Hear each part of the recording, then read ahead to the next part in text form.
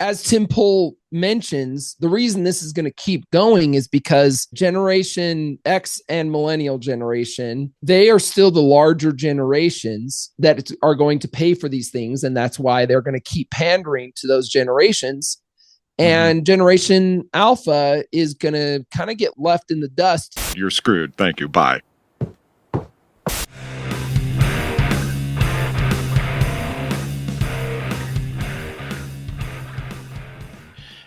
Hello and welcome to the Brothers Random Show. My name is Travis. I'm Michael. And we are two ordinary brothers discussing extraordinary ideas and some random shit. Michael, why are we here? Today we are going to discuss How to Train Your Dragon, the remake, in conjunction with why are we making so many remakes? Why is everything a rehash of a rehash? Let's get into it. We had a Tim Pool video where Tim Pool talked about why he thought this was the case. The evidence is in how they're handling collectibles, shows, the products they're marketing, and the fact that millennials don't have kids. There's not enough young people to buy new products.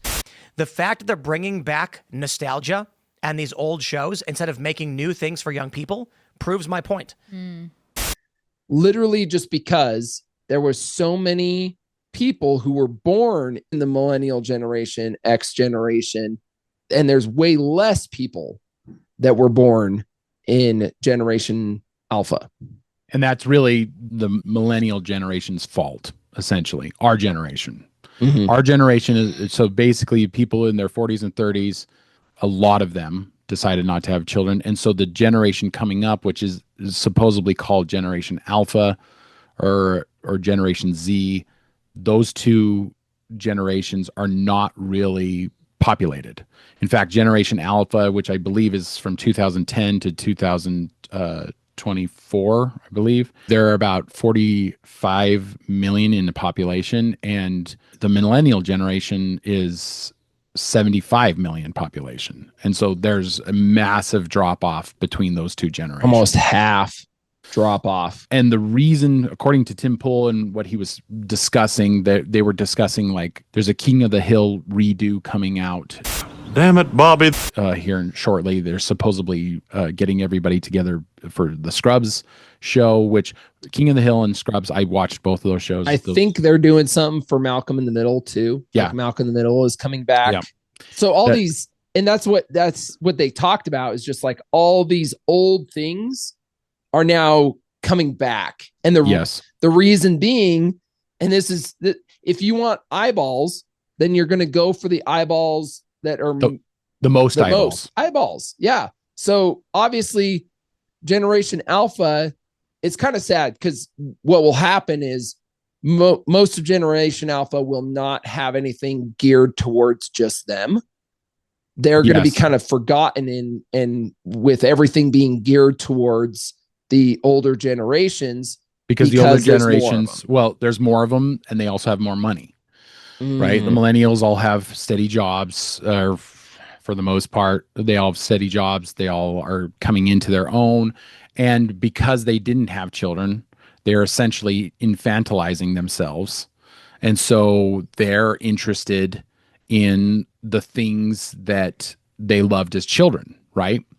So this is where the adults only days at Disney World, they have these adult only days at Disney World, which is so fucked up. I can't even tell you. Calm down. I'm calm! It's like, that is for children. It was created for children, but because the millennial generation decided never to grow up, they're actually having adult only days at Disneyland. That's weird. So they're not having children, and because they're not having children, they're not actually growing up. And so all of our entertainment is geared towards a segment of the population that is wealthy enough to buy it or to spend money on it. And also it's all nostalgia. So think of everything that you can think of that is popular right now. So we just had How to Train Your Dragon, a remake of a 15-year-old animated film that I love. I love that film. And the sequels are okay, but the original film is really, really good. It is the exact same movie with very minor changes. Yes, small changes here and there. Small tweaks. It's so the same. They even got at least one of the actors who played the voice of the original character. Gerard Butler needed to play that. Yeah. If Gerard Butler didn't play like that, I just wouldn't have gone to see it probably. Gerard Butler is that character.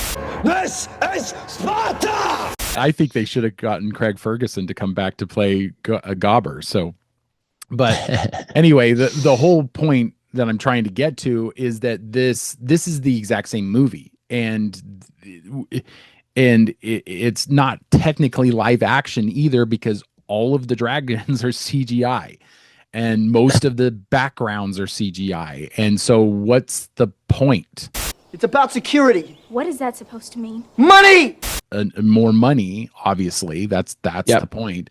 And because of the millennial generation, we're just getting millennial stuff. I think that's one of the reasons that Stranger Things on Netflix is so popular, is that it plays into this nostalgia of our youth, of everybody who's grown up in the millennial generation, and plays on that nostalgia. Almost all of the stuff that's coming out is a sequel or a remake.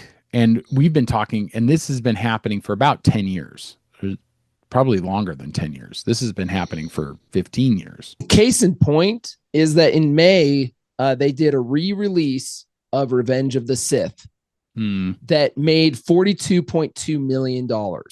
Okay. This is a re-release of a movie that is 20 years old, that most likely everybody owns on Amazon Prime or whatever, right? Like, or can rent it for $7 or whatever. And this made 42 million. So obviously there wasn't enough to go to the movie theaters. There wasn't anything good going on. And everybody went to go re-see this.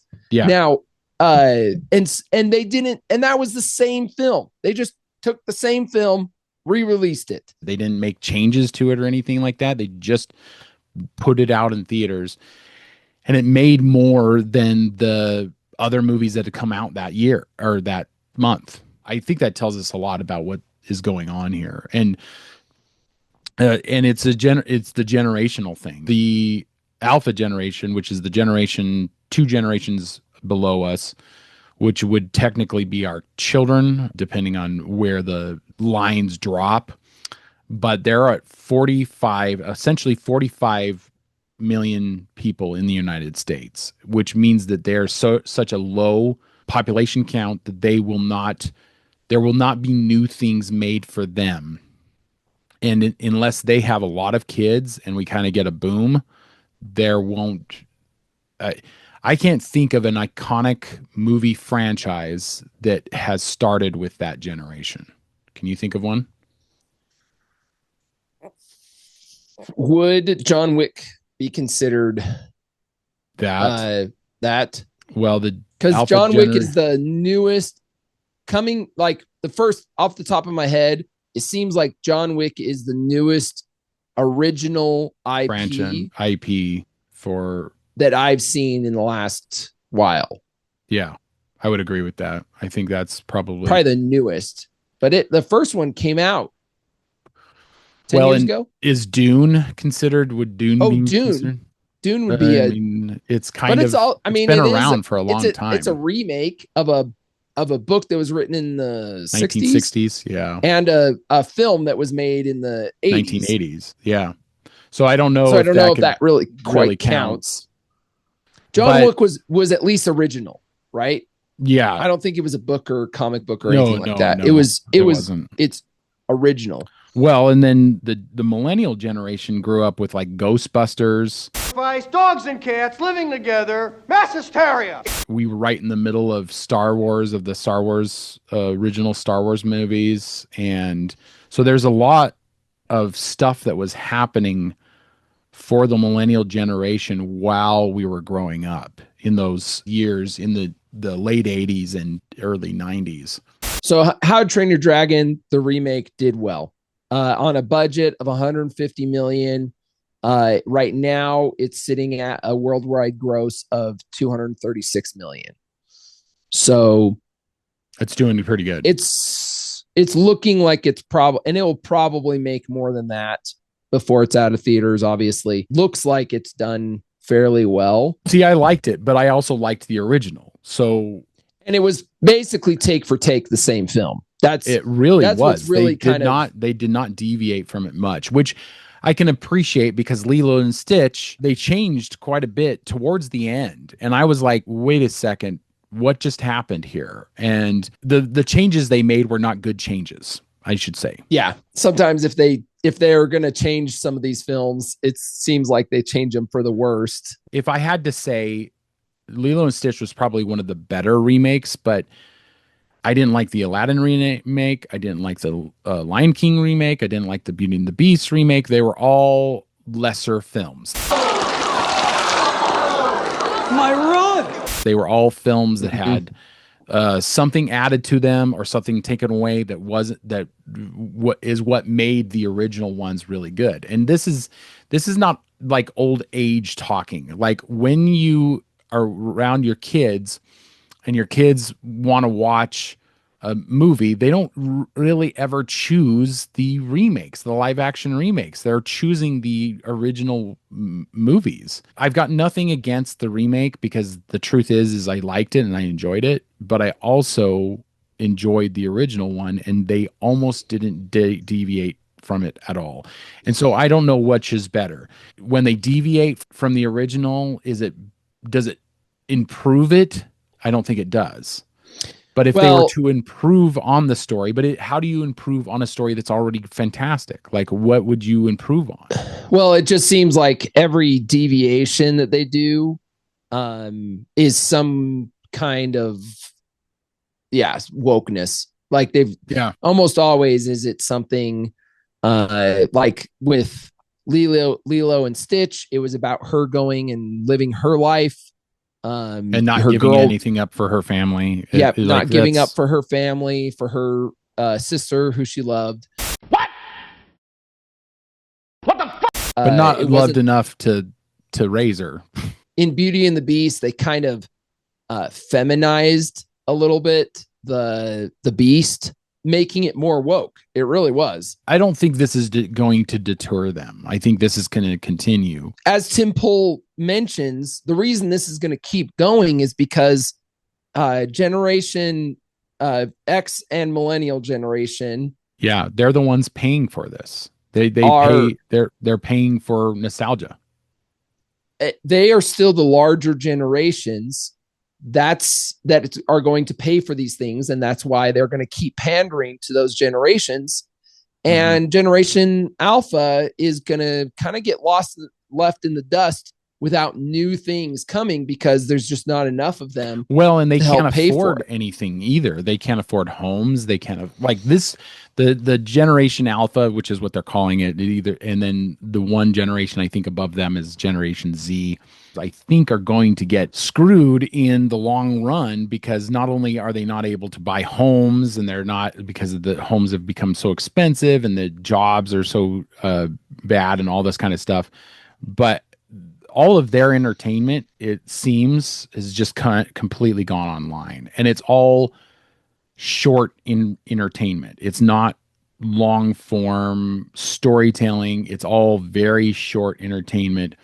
It's one of the reasons I think maybe attention spans are becoming really problematic among this generation because they're not focused on any one thing for a long period of time. Nobody reads a book all the way through. They're all glued to these things. I think that's really what it comes down to. How it relates to pop culture is that the pop culture icons, I guess you could say that Minecraft was a successful movie this year. I thought it was dumb, but it was a successful movie, and that generation really responded to it. They were taking, chickens to theaters and shit like that, just doing weird, crazy shit for clicks for that movie. And so I guess Minecraft is part of that generation. That would be something that would be part of their generation. I'm guessing that Mr. Beast is popular among that generation. I'm trying to think of like anything else that kind of is iconic in that generation. I'm kind of lost to what they are. Like my kids don't quote movies; they quote YouTubers. That saddens me because I love stories. I love beginning, middle, and end. Yes, a beginning, middle, and end, a story. I always am. I'll have to like get my kids to break from watching commentary of other people playing video games. This is a thing they watch a lot. And I'll be like, okay, you're going to take a break from watching commentary of the other people playing video games, and you're going to watch something with a story, like an actual movie, like a beginning, a middle, and an end. And it's not like it can't capture them. There's a really old Disney movie called Melody Time. It's a bunch of shorts all put together to music. It's kind of like Fantasia, but it was a less popular Fantasia. And I had my youngest watch it, and she enjoyed it so much that she's had her friends watch it. She's watched it like twice now. I'm like, and she didn't really act like she liked it at the beginning or, at first, but it kind of kept her attention for as long as it did. And it's just these little vignettes of there's Johnny Appleseed and Pecos Bill and a couple of other things in it. And I vaguely remember watching it when I was a kid. It's from the 60s. Yeah. But she liked it enough that she showed it to her friends. And so it's like there is this desire for narrative, but you have to force them into the narrative, like force them to go look at the narrative. Like, you put down your phone, stop watching other people play video games, and let's watch this narrative. Yeah. You kind of have to make them take a break from watching their YouTubers. I think there's hope, though. I think that there's hope with the talk of natalism and the talk of needing to have more kids and stuff like that. If the other generations start to pick it up, I think we'll be okay. We need a booming economy. That's where the baby boomers got such a huge generation, is because the economy boomed like crazy. So we need to get to a booming economy, first of all, so people feel like they can have children. Yeah. And then second of all, we need we need to create iconic things. Yes. And not rely on everything that's coming out is relying on something that's come before.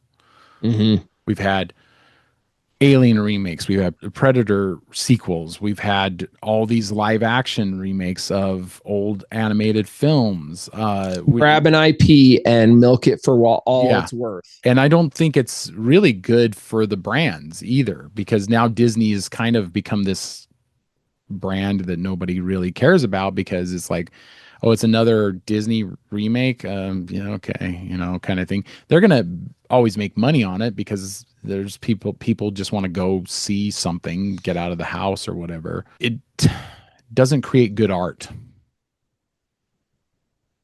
Yeah. No! God, please, no! No! No!